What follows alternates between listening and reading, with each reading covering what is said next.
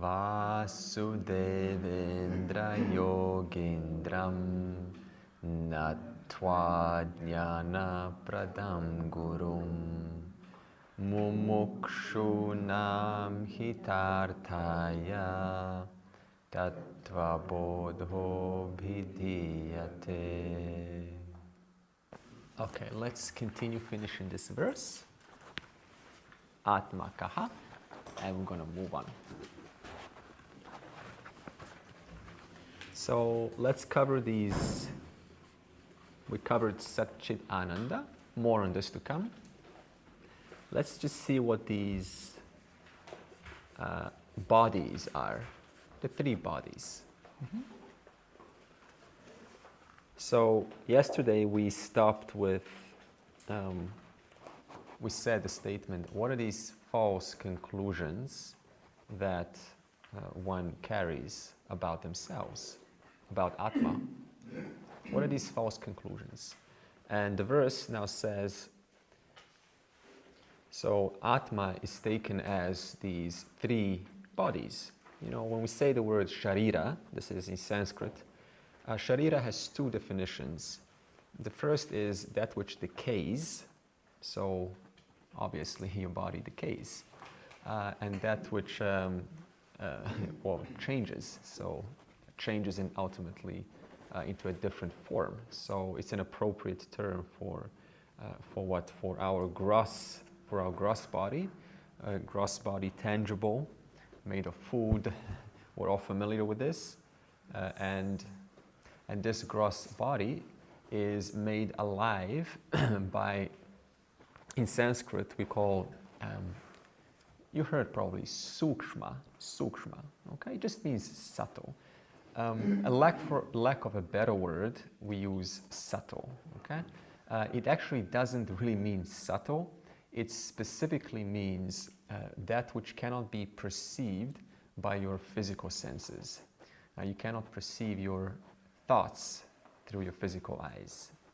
So for the lack of a better term, we just say, what? Subtle, something that is subtler than the physical body. And this subtle is what leaves when the person dies.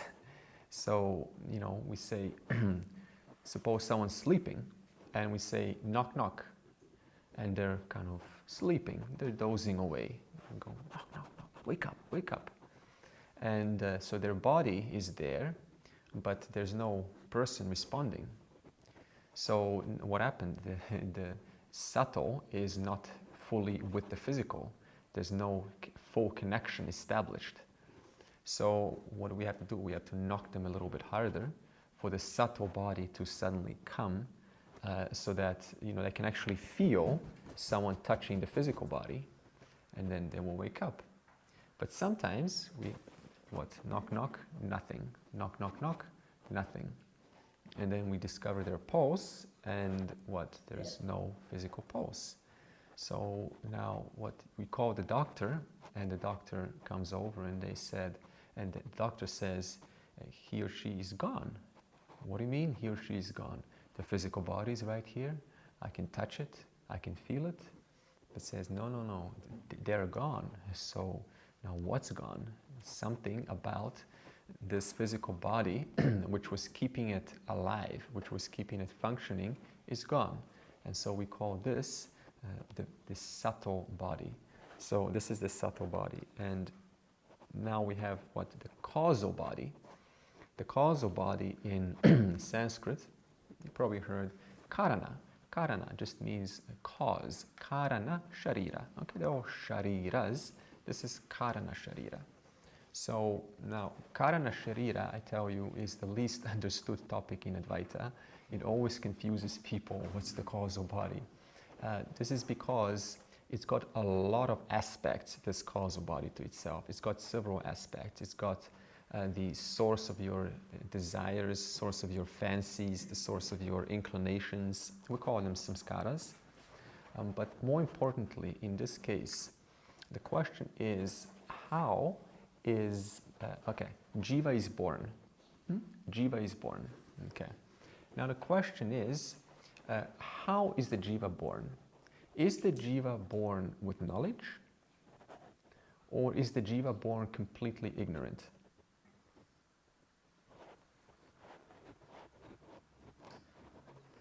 It's born with some knowledge. Born with some knowledge pertaining to basic survival. But more or less, we even have to learn the language to communicate. So what does this mean? Jiva is born out of what? Jiva is born ignorant. So jiva is born out of ignorance. If the jiva was born out of knowledge, then what? You could leave the baby alone and automatically it would start to what? Express language, express mathematics, express geography, express all of these skills. So this means, because that is not the case, it means that the jiva, remember what jiva means? Jiva means anything that's sentient. Okay? Animals, plants, but in this case we're interested in us human beings. Okay? So jiva is born out of ignorance. Now the next question that comes is, okay, then when did ignorance come? So if jiva is born out of ignorance, then you have to now analyze ignorance. So since when did ignorance come? How did ignorance come in the first place? So then we use some logic in Vedanta. We say, if ignorance, see, there's only two options you can do. If ignorance came from void, is that possible, that ignorance comes from absolutely nothing? There's absolutely nothing, neither knowledge nor ignorance, and from that comes ignorance. Is that possible? No. Understand this? There's neither knowledge nor ignorance, nothing. And from that comes ignorance. Logically impossible. Yes. How about, now there's only one other option. Can ignorance come out of knowledge? Yeah. Yes. Careful. If it's all knowledge, full, total knowledge, there is not one thing that is missing. All knowledge. Can ignorance come out of knowledge? Yes.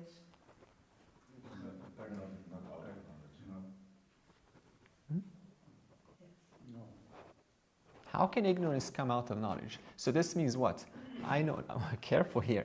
I know how to, okay, forget how to drive a car, okay? Please forget car driving knowledge right now. You have knowledge how to drive a car.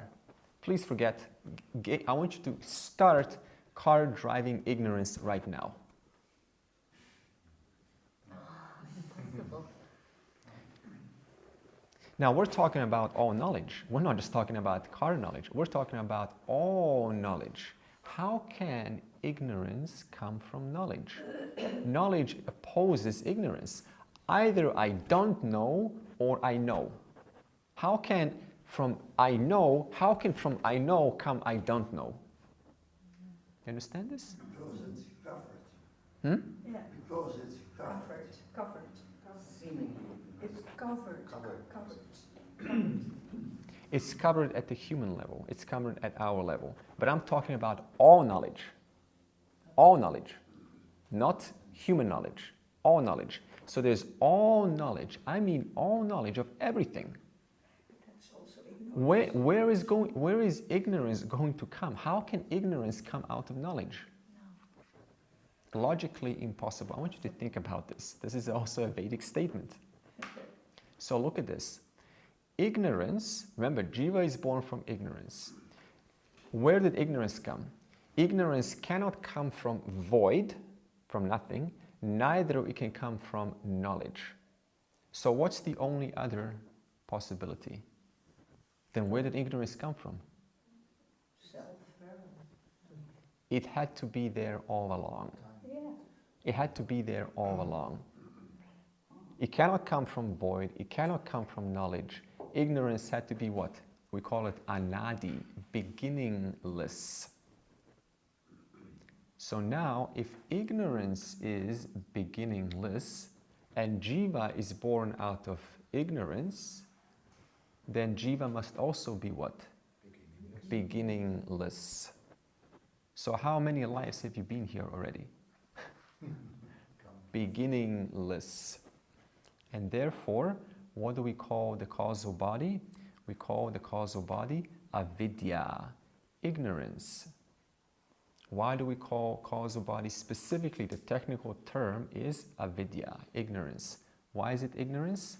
Because we say your causal body is ignorance. Why? Because you as a person originated out of the causal body, originated out of ignorance. When did ignorance start? Anadi. It never started. It was always here. Okay? Causal body.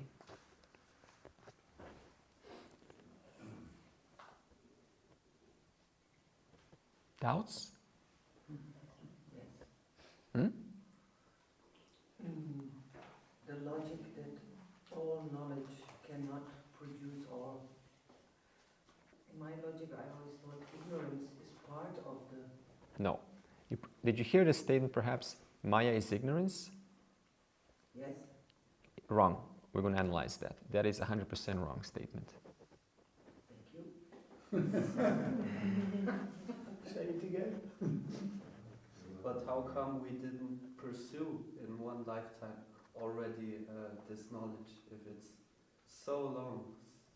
Beginningless beginning. Yeah, so it's like a circular. Think of creation circular. So within a circle, see, careful, this is a common question.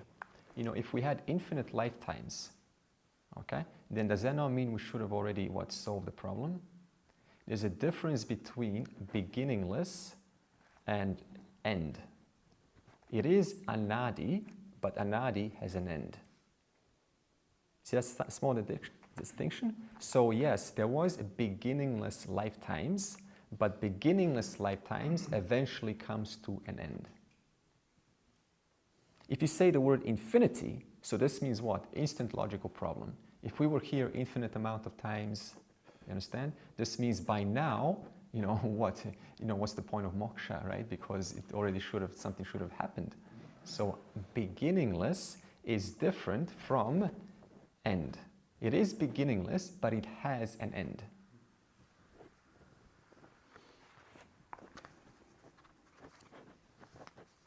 Okay? Why does it have an end? Because ignorance is mithya. I didn't know how to drive a car once upon a time. I had car driving ignorance, gone. How? When I gained knowledge, gone.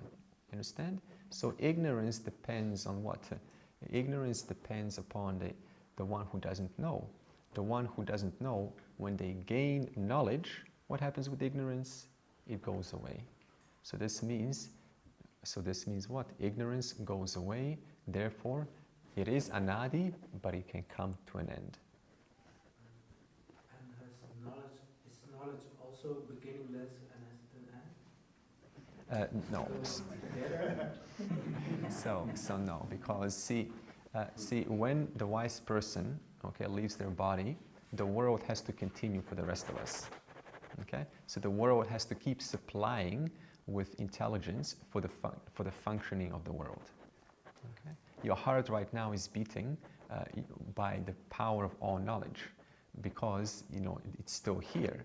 So even when you leave this world and no longer come back, the rest of us still have to kind of go through our own process. So the creation will always be here. It will never go to an end. Creation knows no end. There will never be a time when creation permanently resolves. It will always come, recede, come and recede. So, knowledge is also mithya, right? Knowledge is mithya, however, knowledge has to continue for you and I to keep supplying this world. If knowledge comes to an end... Right, but don't you have two kinds of knowledge, is there? Yeah. You know what I mean? Tell me about it. Well, I'm just reasoning. Well, the pure knowledge and manifested knowledge too, like Ishvara knowledge, manifested world. Yeah. Okay. And So that's because they also call consciousness sometimes knowledge. So I'm thinking about this. I'm not familiar with these terms. No.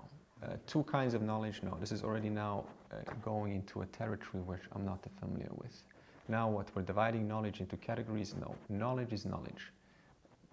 Okay, let's just pause this, otherwise we start bringing terms from other teachers and I can feel that. Okay, all knowledge, there's no difference between all knowledge and satyam. Okay, so there's only knowledge, only knowledge. There's no two kinds of knowledge, there's only knowledge. Okay, because wherever there is mithya, that's where satyam is. Can I ask you a question? This baby, is ignorant, but it knows perfectly well to find the mother's breast. It knows the mother's? Breast of the mother. Right. So, is that not knowledge? Yeah. So this is what we call dharma. This is program for the sake of survival of the species. This comes naturally. Some things come naturally. It's not part of knowledge, or so that's confusing me. I think the baby has that knowledge, so it has knowledge. So this is, now, how did this word knowledge come into the first place? I get it, all knowledge we introduced. Yeah. Listen, this is creation, okay? We've not talked about nimitta karanam, we've not talked about Ishvara yet. So no knowledge yet, okay? What you're talking about baby, this is all knowledge, but this will come when we talk about Ishvara, okay? Is dharma the same as instinct, or is there what we call instincts? Instincts, what? Instinct. Instincts, yes. So instincts, so the capacity to survive, to procreate, to eat. So you could say this is instincts. So this is part of the natural program that all babies come into this world. Yeah, that's also dharma. This is also dharma. And so naturally what this program prevents us from hurting each other. This program lets us know, I don't want to hurt myself, but I also don't want to hurt you. So this program comes naturally. And this is also part of all knowledge, which we will discuss slowly. Okay?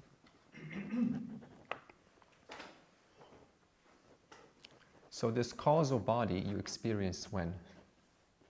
When do you experience the cause? Remember the definition of causal body is ignorance. You experience the causal body when? Deep sleep. When? So you want to know what causal body is like? Go to sleep, right? There's no error and there's no ignorance. I don't even know that there's no error and there's no ignorance. I don't even know that I'm there. Okay, total ignorance, total cover. Now you got I've probably got many questions.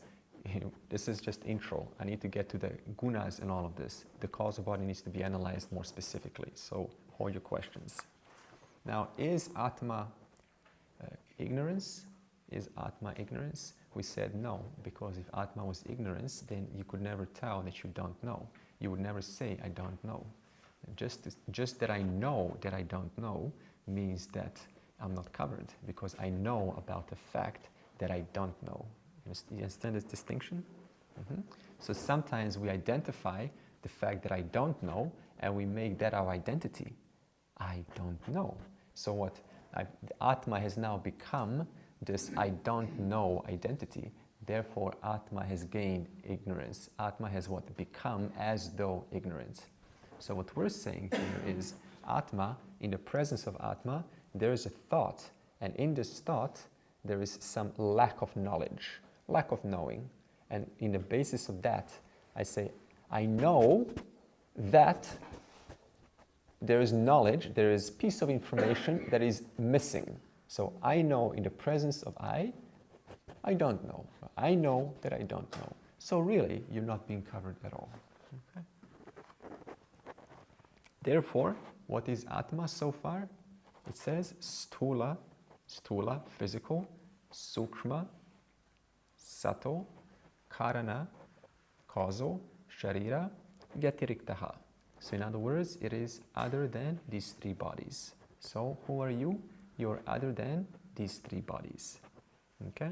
And then pancha, kosha, tita, you are other than, you're distinct from the five covers. So five covers, three bodies, they're just models. Please understand, they're just models. They're not to be sort of looked into detail. Even the causal body, the whole point of this inquiry is what?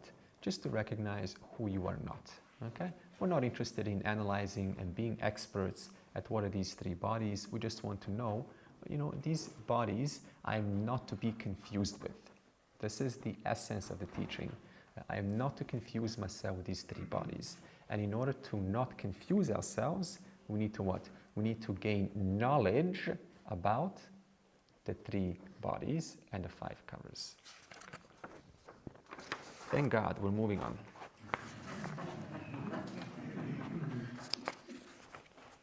Page 38. Okay, I'm not going to read this, but it starts with Sthula Sharira Kim. Next verse. Sthula Sharira Kim. Okay, let's just chant the first line. Sthula Shariram Kim. Sthula Shariram Kim. So basically it's now asking what is the gross body? The gross body that we experience. And it says what? Panchikrta Panchamaha Bhuta Kritam. So all I just said now, don't worry what I said. All I said is, what is the material cause of the body? What has produced your physical body? What is it made of? And the answer is 5 basic elements. Okay, this is just a model. You can say, million different things. You can say this or that, but the Vedas has its own model. So what are these 5 basic elements? They have space, air, fire, water, and earth. So if you take your body, your body is what? It's obtaining within space. Okay. Now what? There's heat in your body. Your body is warm. So therefore, it's got fire. There is air in the in oxygenated blood. So there's air. There is 70% plus of your body is what? Right? Water. So if you take water out, it's like powder. It will be really weird, but it will be like powder. And what your body is, solid. It comes from earth because of plants, of course. So in other words, it's made of these 5 basic elements. And now these 5 basic elements, they are divided into 2 types. There's the subtle version and there's the gross version. Okay, so we've got 5 elements. One of them is subtle, one of them is gross. And now what happens is this subtle elements, they undergo a process of grossification. You know what this is? They become hard. Just a metaphor. If you, for example, take hydrogen and oxygen, okay? They're gaseous states. They're gassy. You cannot see them, you cannot feel them, you cannot smell them, you cannot touch them. Now you combine what? You combine 2 hydrogen atoms and 1 oxygen atom. What happens? From gaseous, from subtle, goes into gross. Something that you can feel, something that you can work with. And this process of conversion is called Panchikarana. Panchikarana, that means what? Becoming the 5. So in other words, the 5 subtle are becoming the 5 gross. Panchikarana. And we will analyze this process very soon. Okay, so now it says what? Sat karma janyam. So all I said was, what is the efficient cause of the body? So we've covered the material cause, 5 basic elements. Now the efficient, this is the intelligent. What created your body? Maya. I've not heard of that word until we use it. What created your body? I don't know what Ishvara is. Knowledge? Huh? Food. Food? Go deeper. My mom, dad? What created your body? What was because of what is your body sculpted? Love. Huh? Love. Okay. Definitely. What has sculpted your body in such a way that it enjoys its parents, it's born in a certain environment, It's a female, it's a male, it's strong, it's got athletic build, it's got a bigger build, it's got a height. What? Genetic information. Earth, go on. Information. 5 elements, go on. Karma. Sorry? Karma. Bhagavan. Karma. Excellent, excellent. So he's the only one that got it right. Okay. So karma. So in other words, what's karma? So your body is sculpted according to your past actions. Remember, this subtle body, okay, it undergoes what we call transmigration. And so whatever life it experienced, however many lives ago, we don't know, it gained merits and demerits based on its actions. And so now it's enjoying the life on the basis of its previous inheritance of the physical body. In fact, karma is the only possible way to explain how are some children privileged and some are born with disabilities and they die very quickly. Otherwise, if you don't bring in karma, then you can only say that God is sadistic. He just assigns terrible deeds for one to be born in an alcoholic family and one to be born in a royal family. So the only way to explain it is to say this person that's born is a continuity of what merits and demerits have been accrued in their previous incarnation, in their previous life that they went through in this world. And how is the first body created? From where did it come? It has When to we get to start. when we get to the creation process, we will speak. Okay? And then sukha, dukkha, bhoga, ayatanam. So material cause done, 5 elements. Efficient cause done, karma. Now sukha, dukkha, bhoga, ayatanam. So what is the physical body for specifically? It is a place where I can meet you. Ayatanam, it's your house. Which is this the subtle body's house? It is a place where I come and say, hello. If you didn't have a physical body, I could not meet you. You will be floating everywhere like a ghost. So this means we need some physical, concrete matter in order for me to go, I'm talking to you. I'm talking to you, and so on. Okay? So now what? And it's a house where sukha dukkha, where pain and pleasure is experienced. So in other words, see, based on all of the past deeds, we need a place to experience our pain. So if I hurt some person, right, I need to feel that pain relative to where that person is.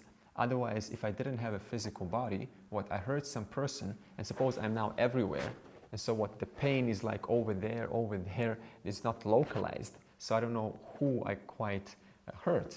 So you need to localize the pain and pleasure, so I'm experiencing pain and pleasure here because I've done that over there. Therefore, there's I get feedback. So therefore, we can grow like this. We can develop, we can get feedback like this. Okay? So the importance of making the body concrete, allows you to actually learn about your mistakes, learn about what needs to be done and not done. Otherwise, you're everywhere, and how are you going to work with that? Okay, so let's see here verse. So panchikrita panchamahabhutaihi. So in other words, panchikrita. So each element is made into 5, and then satkarma janyam, born of karma. Now, to be born of karma, of what kind of karma? If you're born with karma of a human being, that means one with a sophisticated intellect, then, thank God, you have the capacity to come and grab this from me. Exactly, okay? You have the capacity to stand up or sit down. Therefore, you can choose whether I want to, what do I want to do with my life. So, now, sukha dukkha bhoga, yep. So it's a place to enjoy pain and pleasure. Good. Now, asti jayate vardhate viparinamate apakshiyate vinashyati. Okay, so now the body goes through how many stages? It goes through 6 stages. And what are they? It starts out asti. So it goes into fetus stage. Now, in other words, it's alive, fetus. And then it goes into jayate. It's born. And then it goes into vardhate. It grows. And then it goes into viparinamate. This is a place where you have total change. Voice starts to break, hair starts to grow out. This is an age between 13 to 24 plus minus, when the teenager is more or less quite confused and driven by hormones and all of these various things.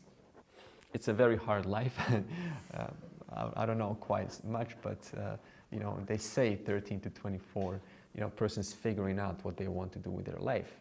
So their body goes through many changes.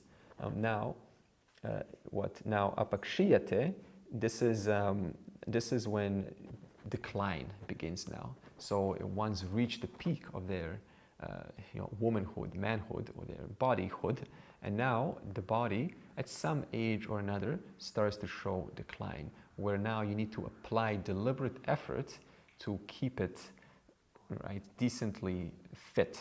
Okay, so this is gray hair. We all get this. This is not relative to anyone. Weakness of the body, muscle fiber starts to, it slowly go away. Brain cells start to lose their connections. It becomes harder to remember. We take longer to respond to someone. We need more time to think. So everything slows down in the older age.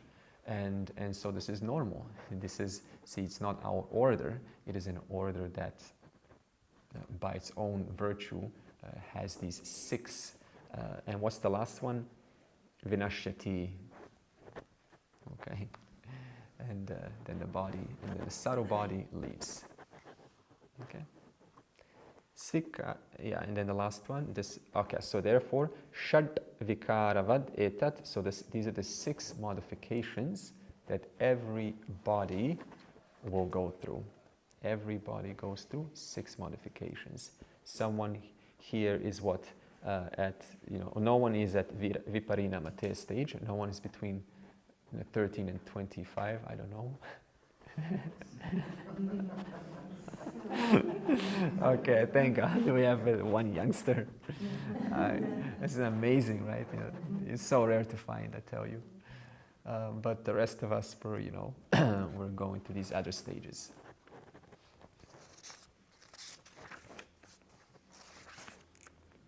Okay, next verse. We'll just chant the first line. Is it possible that a baby is born without karma? This is now called only avatara. Avatara. Avatara is, tara, it means that one who comes down, literally in Sanskrit, the one who comes down. So we no longer need avatars because, avatars are only required in the early stages of humanity, when there's no internet, when there's no population, everyone's sort of barbaric, there's no rules set up. So you need some strong character to establish, the law, to bring the law that is universal. We call them universal principles.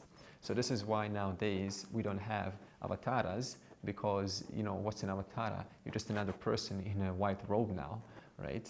But back then, in the earlier times, when humanity was taking place, when we were still thriving and our population was smaller, then we had these characters born without karma, so that they can establish the law. And what happens? Then that law in each cycle of creation on the world continues for millions of years, which is why we are now living what? We're living the law of Jesus, what Jesus established, what Krishna established, what Rama established, what the Prophet, what the Buddha established. Yeah. Because there are so many more people than in the early ages. I mean, there's an explosion of growth of the population, And all these people, where does the karma come from? Is it, do I have a shared karma with somebody else or something? Do we have to share? So karma, see, there's infinite amount of jivas in this universe. Infinite, okay? I understand. So this means whichever world the jiva is most suited for, that world they will be born. Okay, this is not the only world. There are lower worlds and there are higher worlds. And Buddha, that was your question, remember? Yeah, now this is the answer, yeah.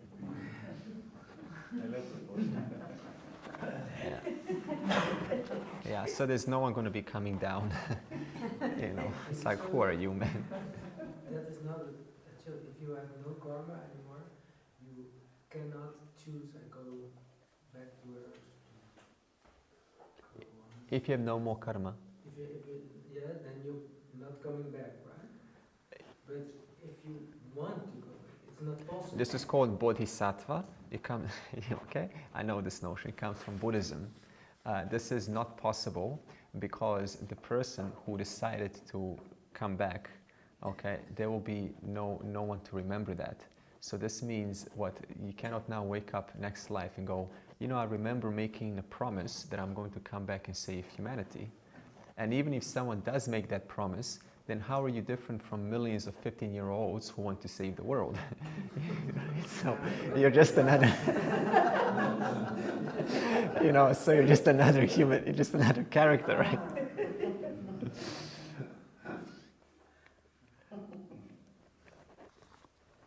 Okay, so do we chant? Sukshma Shariram Kim, Sukshma Kariram Kim, Shariram.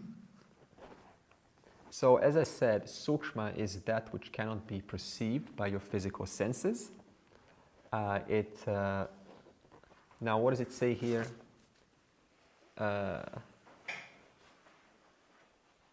Panchañanindriya, Sukha Dukkha Bhoga, Pancha Prana. Okay, good. So it's got Saptadasha Kalabhi, so 17 aspects. This is the most important part. So your subtle body has 17 aspects. Okay, so let's see what they are. They are faculties of perception. How many? 5. So this means they enable the physical eyes to work. They enable the gross hairs of the ears to work. Okay, they enable capacity to, to taste.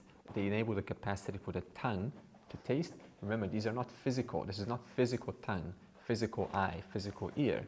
This is the capacity for the eye to see. So this means if you have an eye transplant, even though I know that's not possible because of the optic nerve, complications, but if you were to put a new eye, instantly vision would continue. So this means there's already a faculty waiting to accommodate a physical eye to start working. So these are the 5 faculties. And what are they? They are seeing, hearing, tasting, touching, and smelling. Can you think of a 6th one? Sure. Can you think of a 6th one? Yeah. The sense of the body where it's in space, that's not part of it. Oh. Okay, we've got something new here. So there's only 5. Now, this sense of the body in space is maybe a mixture of maybe, inner sensation, I don't know what it is, but, can you think of something else other than, no, I didn't ask you to recall, I asked you to create something new. Can you think of something other than these 5 senses? Can you think? It's such a weird question, All we can think of is what? What already exists. We cannot think of something outside of what doesn't exist. Therefore, we cannot think of anything other than hearing, or seeing, or touching, or smelling. Yeah. And then, Pancha Karma Indriya. So same thing, we've got the 5 faculties for action. Okay, we've got speech, we've got for hand for grasping, we've got legs for locomotion, we've got the procreation organs, Okay, we've got excretion organs. These are all necessary for what? These are faculties, by the way. These enable the actual excretion, the actual procreation to work. Okay, and then we have what? 5 pancha prana. So pancha prana, this is not confused. This is very simple. It just means physiological functions. Okay, you can use the biological model of today. It's the same thing. But what do we have in the Vedas? We have the 5 pranas. We have apana, apana, this is for excretion. We have what? Samana, this is for digestion. We have prana for inhalation and exhalation. We have udana, this is for reversal, like vomiting. What else do they reverse? What else do we reverse? A hiccup, I think also what? Sneezing, right? And also, it's the last prana that operates when the physical body dies. It severs the subtle body from the physical body. And eject chair. Hmm? The eject chair. It is the ejector chair. And then we got Vyana. Vyana is circulation of the blood. Okay, you see, these are just basic physiological functions. You don't have to call them vital airs or all this nonsense. Just call them physiological functions. How is air vital now? What's vital air? Okay, so then what else? Now we also have the antahkarana. Antahkarana. So antahkarana, just means inner instrument, and this inner instrument is divided into 2. Okay, and there are what? It's not like it's divided. It's just to distinguish this instrument into different modes. If it's in the mode of fluidity, this is called doubt. We give that mode the mind. We just call that the mind.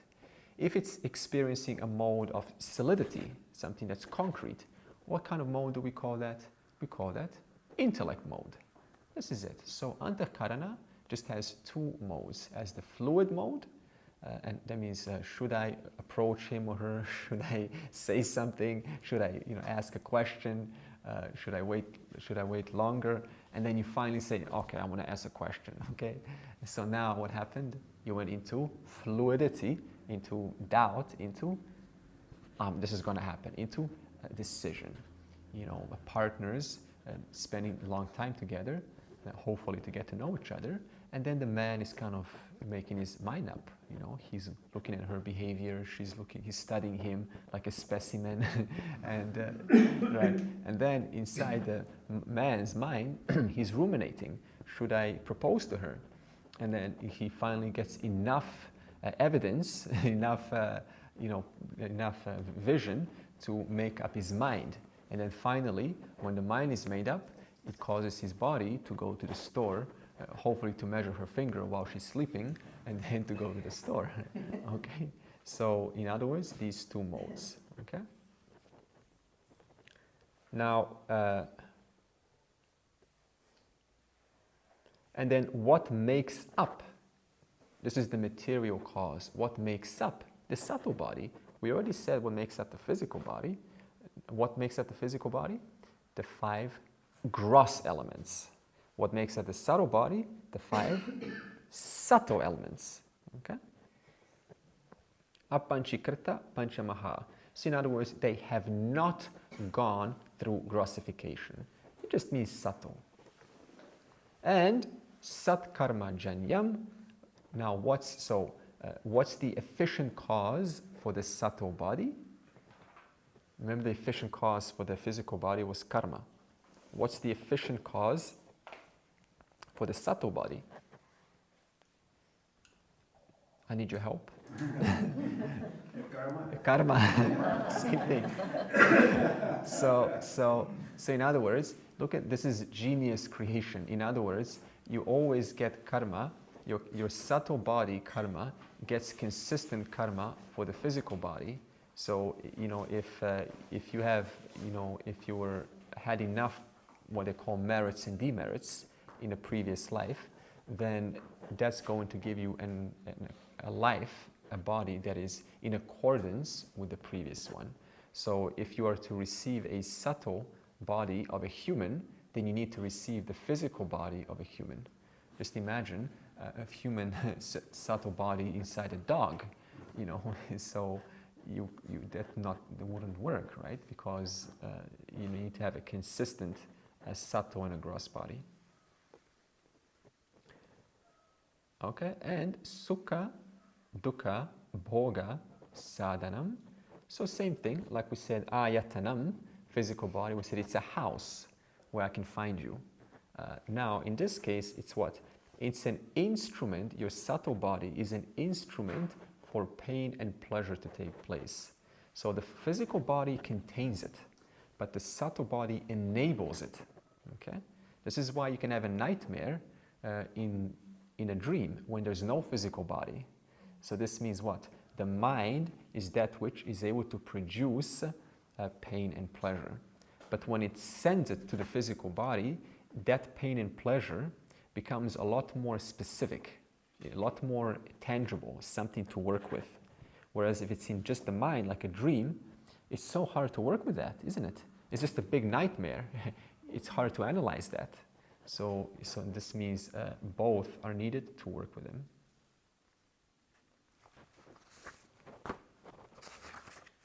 Okay, next one. So we're gonna, so shrotram, twak, chakshu. Okay, so what is this? Organs of perception. Organs of perception and organs of action. So this is, what does it say here? So shrotrasya vishayaha shabda granam. So it starts with shrotram twak. The verse starts with shrotram twak. I'm just looking down. So shrotrasya vishayaha shabda granam. In other words, what the faculty that enables hearing is what? The physical organ that enables hearing. Yeah, the physical organ that enables hearing is the ear. Okay. The physical organ that enables to touch is your skin. This is why this is why the person is identified completely with their body, because there's one sense organ that is all over. Your tongue is only here. Okay, your eyes are only here, but where's your skin? All the way from here to here. This is why we are identified with the entire body, because of this one single sense organ, which is the skin. So now, Andre, question: does the whole other system of sensations, like inner pain, maybe in an organ, it's also under touch, I guess? Of course, in this system, yeah. Of course. So this is just on the external. So now you also have, internal. It's all over the body. But for example, yeah, it's more like an example because there's skin and stuff.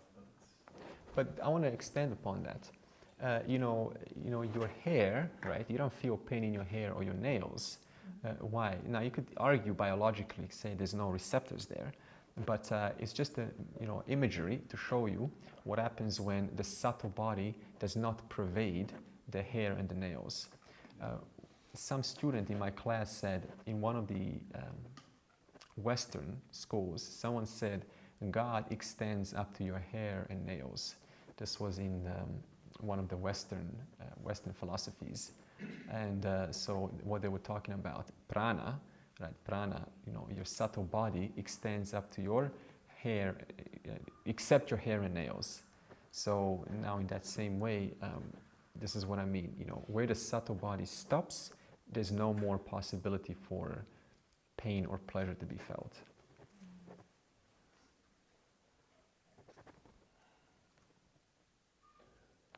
Okay, so to see color, what we have to see color form, we have the eyes to see, to have taste, we have tongue, to smell odor, we have to smell odor, we have nose. Okay, so we already know this, right? This is easy. So how much does each of these contribute to your total experience? 1/5. So your experience is made up of what? 5/5. So you take away the eyes right now, you're still experiencing the world minus form. Take away sound, You're still experiencing the world minus form and sound.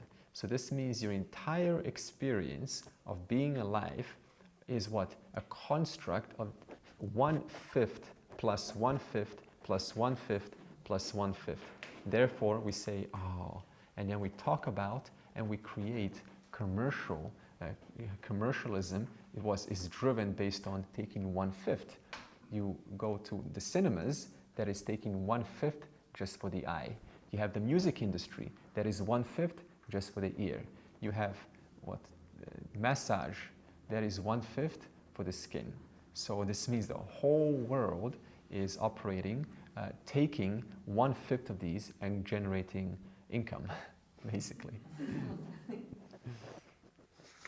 And then same thing for next page, organs of action, karma indriya. Same principle, we could say what there is function of, there's function of what?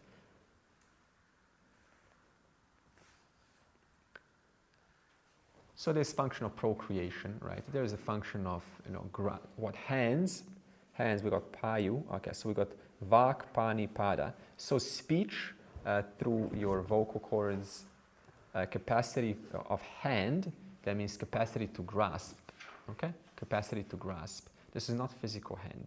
This is subtle. This is still subtle. So capacity to grasp, capacity to hold. We take this for granted, don't we? Look at this. This is actually an intelligence of itself that allows the physical hand to hold a cup.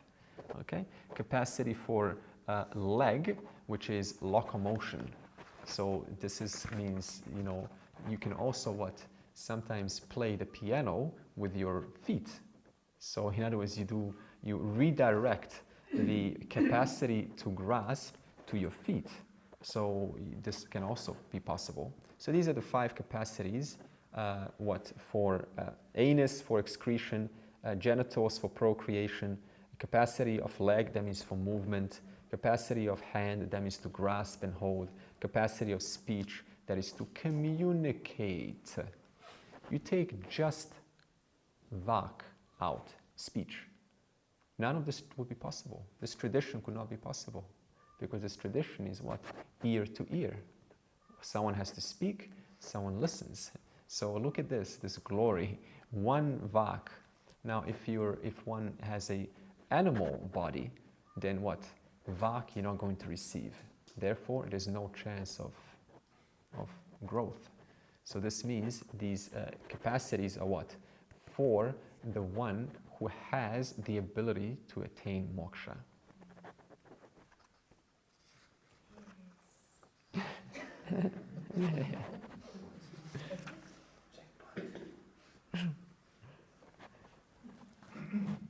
Oh, it wants now to ask about causal. Okay, causal body. Okay, so now we're at the causal body. Karana shariram kim. Karana shariram kim. So what does it say? Avidya. Yeah, so this avidya word. So what is the nature of the causal body? It is the nature of ignorance. And now this ignorance, you cannot understand ignorance. Some philosophers try to understand ignorance. This is not possible because ignorance just means what? I don't know. Okay, well, how can you study that? So now ignorance is always relative to something. So I don't know, fill in the blanks. About something. I don't know about something. That's all ignorance is. I don't know who I am. I don't know how to fly an airplane. It doesn't matter. I don't know.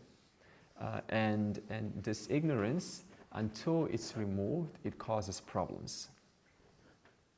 Whatever problems it causes problems. So this means what is opposed to ignorance? Knowledge. So this means to remove ignorance, that which causes problems. How do we solve problems? By gaining knowledge. Okay? So in other words, what? All source of problems is ignorance. Therefore, solution solves the problem. And is this avidya real or is it unreal? Is avidya real or unreal? If it was real, what would be the problem with that? Would never go away. It would never go away. Oh no, right? So no, why is it? How do you know it's unreal? Because we experience all our lives. We remove ignorance about this, about that, about the nature of who you are. It's the exact same thing. Nothing special, nothing magical. It's just, so what? It goes away in the wake of knowledge.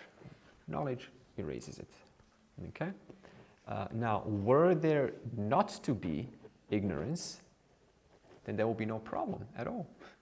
So the whole world is just a product of ignorance. So in other words, if ignorance were not to be, if ignorance did not exist, then there will be no problems, right? No one would be making a mistake. That would be quite awesome, wouldn't it? You just know what to do, you know what to say, you can learn, you don't have to go and how to communicate, how to be funny, how to, do this, how to be confident, and you would just know everything. Boring. Huh?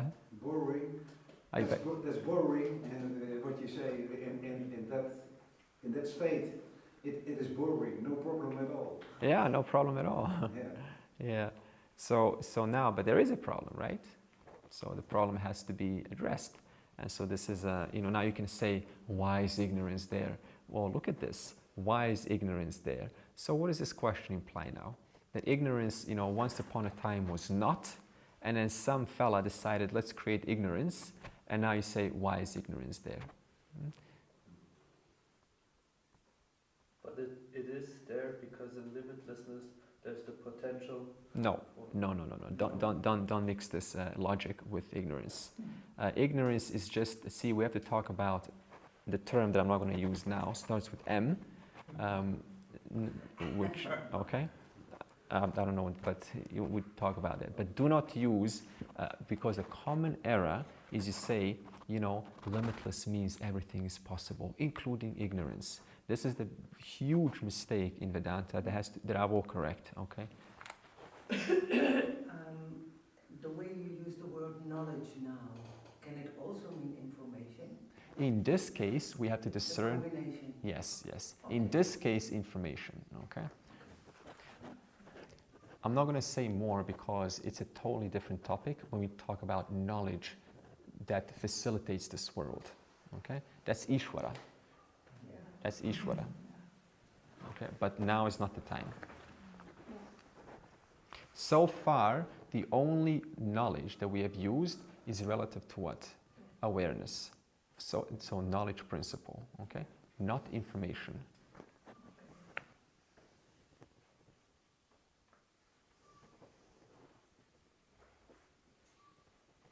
Now it says what? What is the causal body? Sharira dvayasya karana matram svat svarupa jnanam. Anirvachaniya. Okay. Okay. So what is the nature of the causal body? So what is the nature of ignorance? Okay. And it says sat asadbhyam anirvachaniyam. So now, how do they interpret this? They say it is inexplicable, incorrect. It is inexplicable means you cannot explain it. You can explain it. How? It means it's neither sat nor tuksham. So ignorance is neither sat, it's neither existent, nor it's non-existent. Why is sat not existent? Because sat lives in the wake of knowledge. Why is ignorance non-existent? Because we're experiencing ignorance. I don't know. So you can't say it's either existent, because it does live, and you can't say it's non-existent, because I do experience it. Therefore, what? It's neither of these two. It has to be mithya. Mithya. Therefore, this is why they say it's neither this, neither that. It is thus mithya. Okay, Sharira dvayasya. It is so. In other words, it's the cause of the gross and the subtle body. So the causal body is the cause, is that body which causes our subtle body and our physical body. Okay? And now, now how does it cause? How does it cause the physical and the subtle body? Let's go back to the logic. We said Jiva is born from ignorance, okay? Because we don't know. So therefore, I am born from ignorance because I don't know. When did ignorance start? We established that it cannot start from nothing, nor come from absolute knowledge. Therefore, it has to be what? Beginningless. So now, if it was beginningless, it means the Jiva, the living entity, was also beginningless. So this means that the Jiva was doing actions since beginningless time. And every action that you and I do accrues merits and demerits. Accrues what we call, accrues merits and demerits. And these merits and demerits, right, they get carried over. They need to kind of come out. But the body doesn't live long enough, right?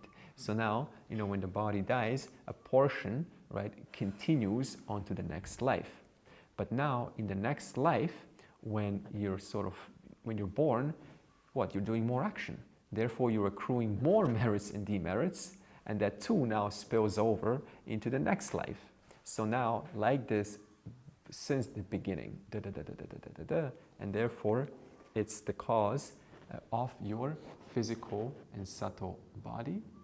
Why? To continue experiencing the consequences of the actions which you've already done before. Okay, very simple logic there.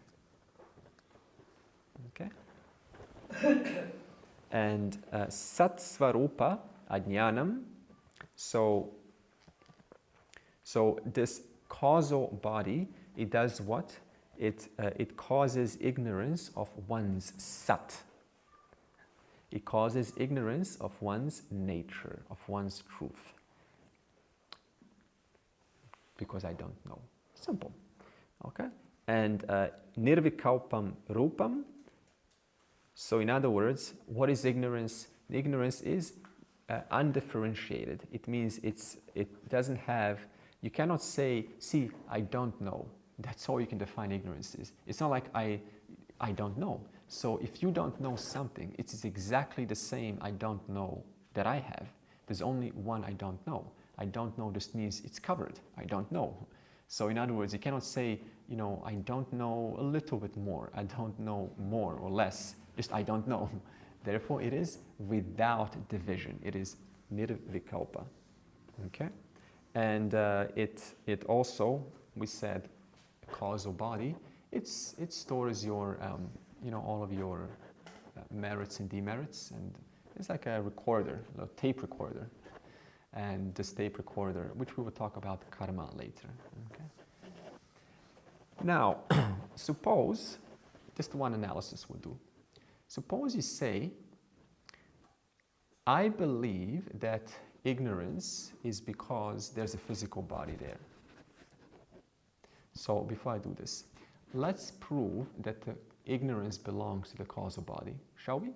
Yeah. Let's prove that it belongs specifically to the causal body, because the scriptures say, what's the causal body? Ignorance. Okay? How do I prove that? So suppose you say, I don't believe that. I believe that I will have access to all knowledge if I just get rid of this body. And you say to me, no, you're not going to have access to all knowledge. Okay? And then what happens? I go to sleep. In sleep, what's still there? The mind is there. The physical body is gone. Do you have all knowledge in the dream? No. No. In fact, much knowledge you have here is as much knowledge you have in the dream. Now, suppose in the dream, some character says, suppose you say, I believe if I got rid of my mind, then I will have access to all knowledge. And someone says, no, I don't think so. And then what happens?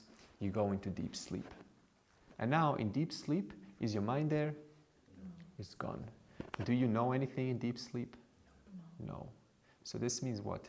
Ignorance belongs to that final state of deep sleep. And from deep sleep arises what? Arises from that ignorance What I don't know arises what? The person in the morning.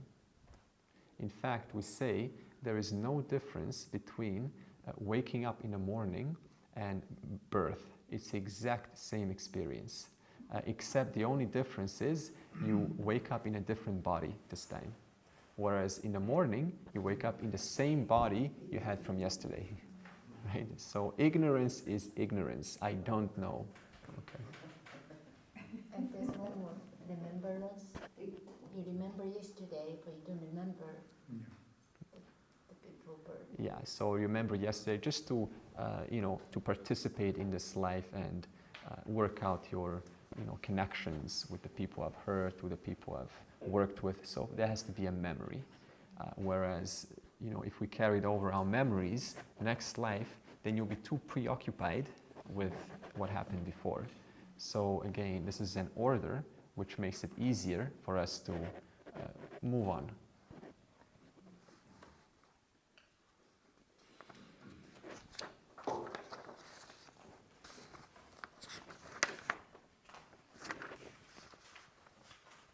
Is 10 more minutes okay? Yes.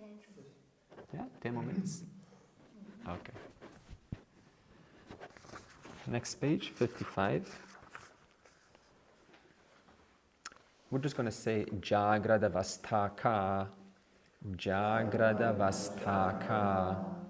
So this is the three-state analysis.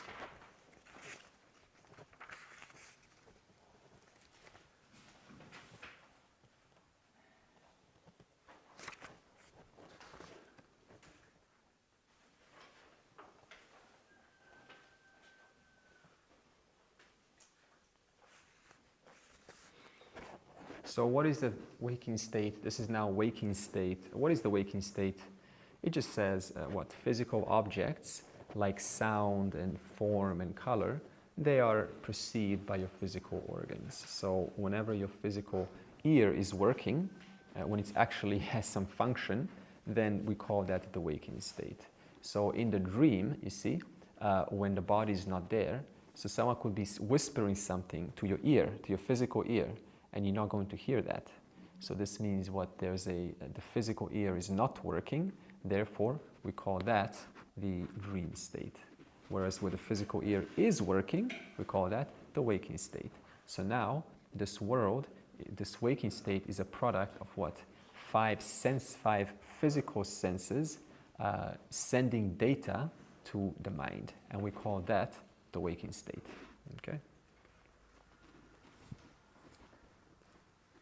Sthula, Sharira, Abhimani, Atma. So Abhimani means identified. So when Atma is identified with the physical body, that means what? Identified with all three. Because to have a physical body, you also need what? You need a subtle body. You need your mind. Mind is your subtle body.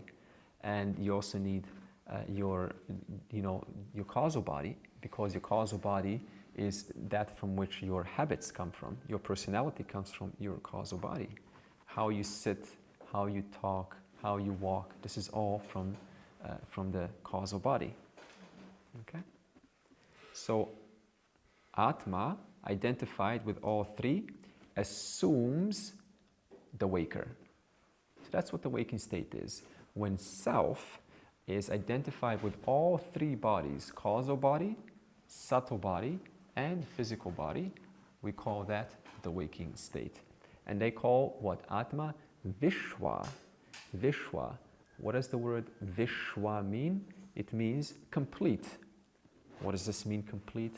It means you are fully both a karta and a bhokta. You enjoy doing, and you also can suffer and enjoy. You have both capacities, karta, bhokta. That means you have full faculties of humanhood available to you in the waking state. Therefore, you are complete. Whereas in a dream, you're only what? You're only a bhokta. You're only an enjoyer and a sufferer. You don't, do you go in a dream and go, ooh, I want to move these clouds, and I want to travel, and I want to sort of throw stones. You don't do this, even though I know someone's going to say what? Lucid dreaming, right? There's always an exception. We need not worry about that. But look at this. If you had free will in your dream, no one would have a nightmare. Everyone would look forward to going to a dream. I can hardly wait to dream tonight. I'm going to customize my world. I'm going to put a lot of flowers in the sky and create square circles and rabbit horns. Right? Right? But we cannot do that because there's no free will. And heaven is exactly the same like a dream. There's no capacity for free will in heaven. It's just a place of utter blissful enjoyment. Music is lovely, foods are lovely, your body is lighter, hunger is different. So you cannot now say, no, I don't want this food, I want this food. Whatever, it's just like a dream. So there's no difference between a dream and heaven.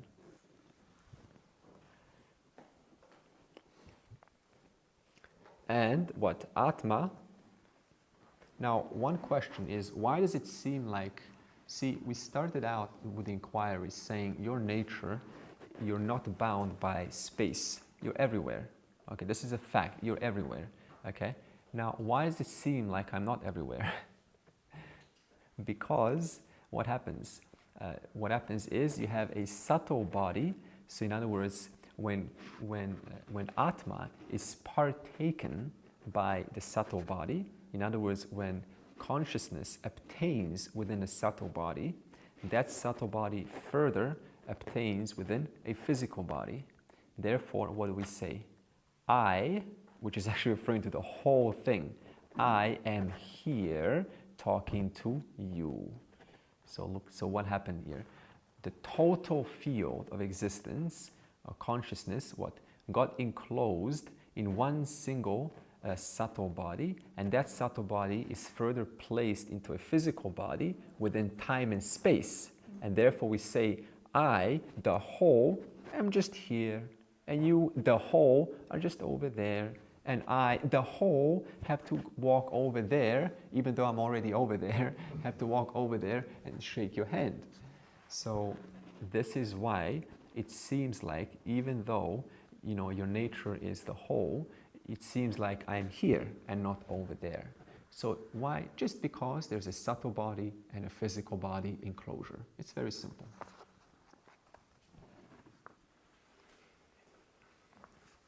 And we will continue the rest when we come back.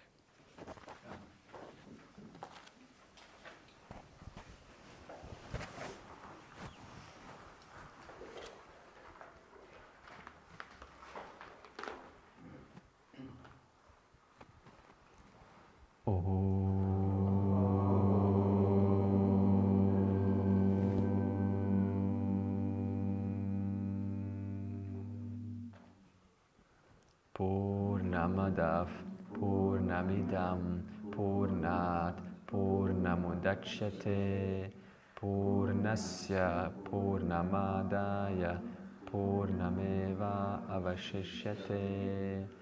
Om Shanti Shanti Shanti.